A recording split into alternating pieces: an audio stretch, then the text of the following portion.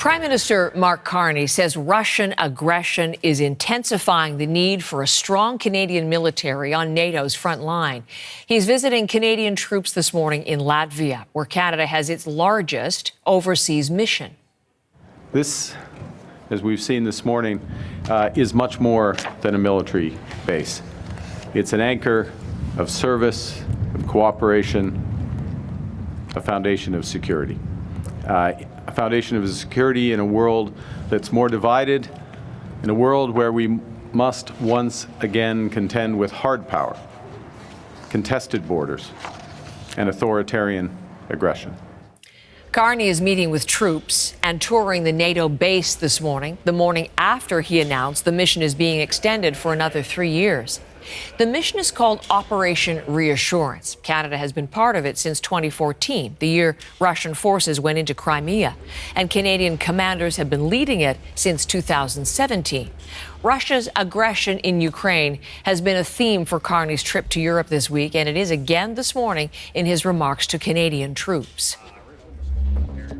Since its inception, the need for Operation Reassurance, unfortunately, the need for Operation Reassurance has only intensified. In Kyiv on Sunday, I recalled decades ago when President Ronald Reagan led a peace effort with the Russians, he adopted the slogan, "Trust but verify." But Vladimir Putin is not Mikhail Gorbachev. Putin seeks darkness, not glasnost. He seeks empire, not perestroika. We can't trust but verify with Putin. We must deter and fortify. Deter new aggression and fortify our shared defense. The Prime Minister, as he spoke and as you heard live this morning on CBC Morning Live. Now, Evan Dyer is part of the CBC News team covering the Prime Minister's trip to Europe. He tells us Mark Carney is also making a promise to do more for the troops themselves. Thank you. Thank you for the duty and devotion that you demonstrate every day. This is one of 2 Canadian bases now in Latvia, the forces here having expanded quite a bit. I was here just 2 years ago, slightly less than 2 years ago. There were 800 Canadian military personnel here. Now that number in the whole country is about 3 times that, 2,500.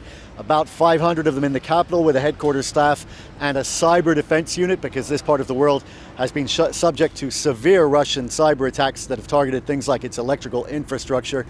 There's also about well over 1,000 Canadian troops here and several hundred more at a new base called Camp Labrie that just opened recently.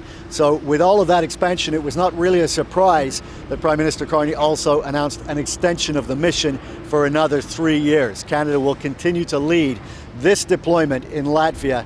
Of course, this is one of 3 Baltic countries, all of which feel very exposed to Russia, which is the first country you come to if you go in that direction. And all of them have these forward NATO bases.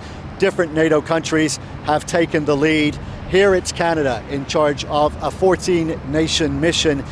There are in total about 3,500 troops on this base, and it's really considered a tripwire by NATO. In other words, this is not a base that would necessarily be able to stop a full-scale Russian invasion of Latvia, but it's designed to make the Russians think twice.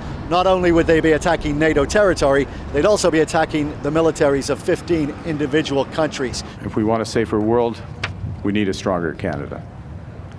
And so it's the service of the women and men behind me and those that they represent. It's their service and sacrifice that makes Canada strong. As we confront the challenges facing the world at this hinged moment in history, Canada's leadership will be measured not only by the strength of our values, but also the value of our strength. Prime Minister Carney spoke to the troops about Canada's reinvestment in its military, saying that it would quadruple spending between now and the end of the decade in dollar terms as it strives to meet that 5% of GDP target that Canada's already committed to. And he also had a message for the troops about how that would benefit them in terms of pay and benefits. We've seen pretty substantial pay increase in the Canadian military, one of the biggest in years. And the Prime Minister told the troops here that's retroactive to April and will be accompanied by some other additional benefits, including a deployment benefit for those who go to high-risk deployments. And this is certainly considered one of those. When people see the maple leaf on a sleeve, they see hope, and they get help. And the pay of our soldiers should reflect the weight of their responsibilities. We're getting a clearer picture here of how Canada plans to insert itself into the Rearm Europe plan, a plan by this continent to be able to defend itself without having the same reliance on the United States that it had throughout the past decades. Evan Dyer, CBC News, Camp Adazi, Latvia.